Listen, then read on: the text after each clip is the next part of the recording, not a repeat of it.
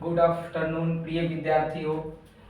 आज की क्लास में हम पढ़ेंगे विवाह से जुड़े हुए शब्द। विवाह शादी में जो भी शब्द का इस्तेमाल हम लोग करते हैं उसी से जुड़े कुछ वर्ड मीनिंग्स हैं जिसको आज हम पढ़ेंगे।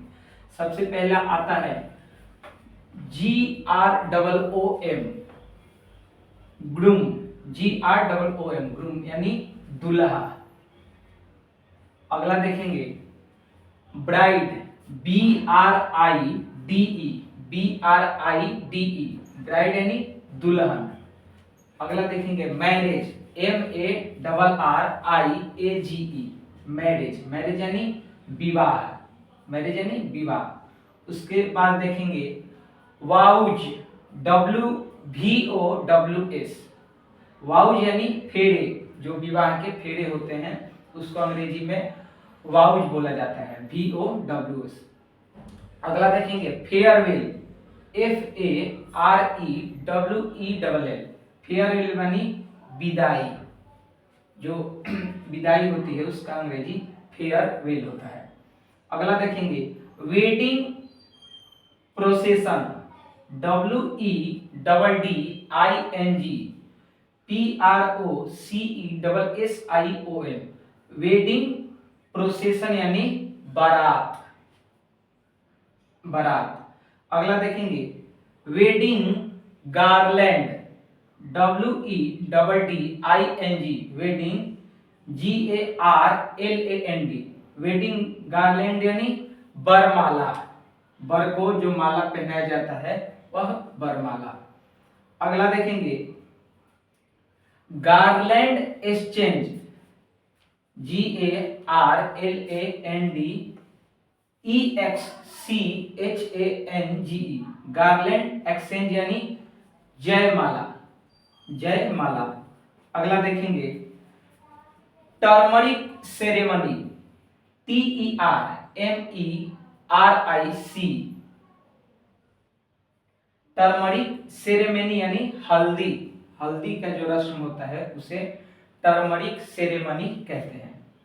अगला देखेंगे रिलेटिव, रिलेटिव्स, RELATIVES, रिलेटिव्स यानी रिश्तेदार। रिश्तेदार को रिलेटिव कहते हैं। अगला देखेंगे ब्राइडर्स फैमिली, ब्राइडर्स फैमिली यानी घराती। घराती यानी जो लड़के वाले बारात लेके लड़की वाले के घर जाते हैं तो लड़की वाले के जितने घर के लोग हुए उसके उस सारे लोगों को घराती कहते हैं। तो घराती मतलब ब्राइडर्स फैमिली यानी घराती। और bride's family, groom's family, sorry, groom's family यानी बाराती। ब्राइडर्स फैमिली यानी घराती, जो घर के वाले होते हैं लड़की वाले उनको घराती बोला जाता है। और ग्रूम्स फैमिली यानी बाराती, जो लड़के वाले के तरफ से बारात लेके पहुंचे उन्हें बाराती। अगला देखेंगे पिस्ट, PRIEST, पिस्ट यानी पंडित। जो विवाह कराते हैं उनको पिस्ट बोला जाता है, पिस्ट यानी पंडित। अगला देखेंगे wedding pavilion, wedding pavilion, WEDDING, wedding pavilion यानी मंडप, यानी विवाह का जो मंडप होता है उसे वेडिंग पवेलियन कहते हैं। अगला देखेंगे डाउरी, DOWRY, डाउरी यानी दहेज। जो दहेज देते हैं उसकी मीनिंग डाउरी होती है, उससे अंग्रेजी में डाउरिंग कहते हैं।